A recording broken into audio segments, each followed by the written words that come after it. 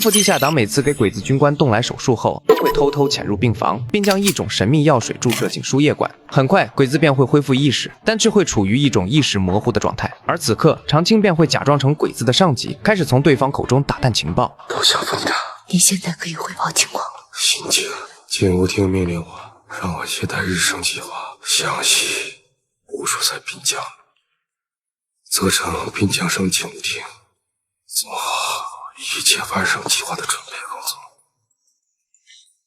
什么是日升计划？就是一系列行动，保证9条得势能够顺利的完成签字。让常青没想到的是，在说到最关键的地方时，松本既然掉链子，脉搏也越来越弱，没有丝毫犹豫，常青立刻从口袋里掏出准备好的强心针，给他打了一剂，强行把他的命又续上了一截。时间不多，常青立马开口询问具体是什么行动，可没想到松本吐出军火2字后就不想说了。更要命的是，此刻的常青听到了一阵急促的脚步声，没有办法，他只好收拾好一切，快速躲到了窗户外。好在来人不是鬼子的，而是值班的周医生。可接下来周医生的操作却差点把躲在暗处的常青给活活吓死。周医生本是打算看一眼就走，谁料却发现松本情况不对，心跳怎么这么弱？准备强心剂。这一刻，常青的内心经历了从万幸到绝望的过山车。看到是周医生，他松了口气。可当听到周医生对症下药时，他的心瞬间就凉了半截。因为他比谁都清楚，自己刚打的强心针还没完全起效，此刻再补一针，就是神仙也救不回来。这种无法阻止的无力感才是最折磨人的。他只能眼睁睁地看着周医生出于一个医生的好心和职责，将第2针强心针狠狠地推进了松本的身体里。果然，松本在连挨2针强力药物后，那颗本就脆弱的心脏再也承受不住，开始疯狂的乱跳，心率瞬间爆表。周医生和护士们手忙脚乱地将他紧急送往抢救室，而常青也只能趁着混乱悄悄消失在了夜色里。随后便马不停蹄地来到教堂，向上级汇报了刚刚用命换来的情报。他说有一个日升计划，要求滨江警务厅保护一个叫9条的特使。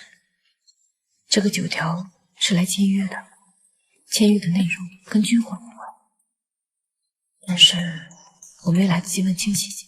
可还没等他喘口气，上级劈头盖脸的就是一顿严厉的批评。因为按照原定计划，常青在交接完叛徒名单后，今天本应该立刻撤离，返回后方。没想到他竟敢擅作主张，为了一个不确定的情报，再次将自己置于9死1生的险境。上级当即对他下达死命令，立刻停止一切行动，准备撤离。可他们却不知，东乡在得知松本死讯后，立马展开了调查。周医生战战兢兢地解释着自己抢救的经过。昨天晚上我正在值班，突然间就停电了。我担心松本队长的安全，就赶紧到他的病房里。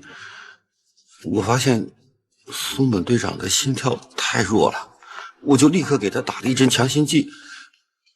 可没想到他立刻就心动过速，引发了心肌梗塞。听到周医生的话，一旁的警察厅厅长史成龙心中咯噔一下，因为手术是常青做的，按鬼子的尿性，常青很可能会被迁怒。于是他立马打岔，引导院长将死因归咎于不可抗力。常青大夫的手术非常成功，怎么突然发生这种意外？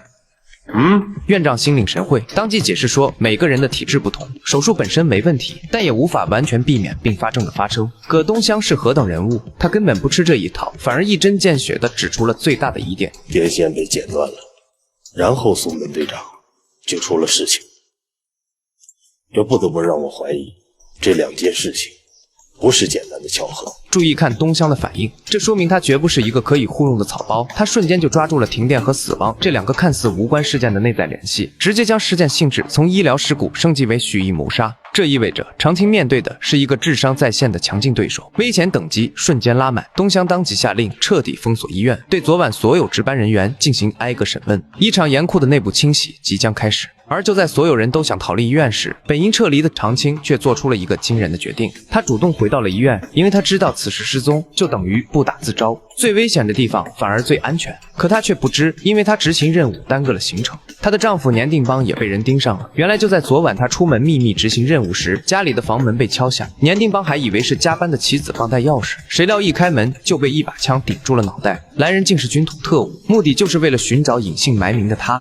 复兴社3大杀手之一，训练大队副队长，教官，潜伏东三省3年，凭借个人能力刺杀满蒙汉奸高官13人，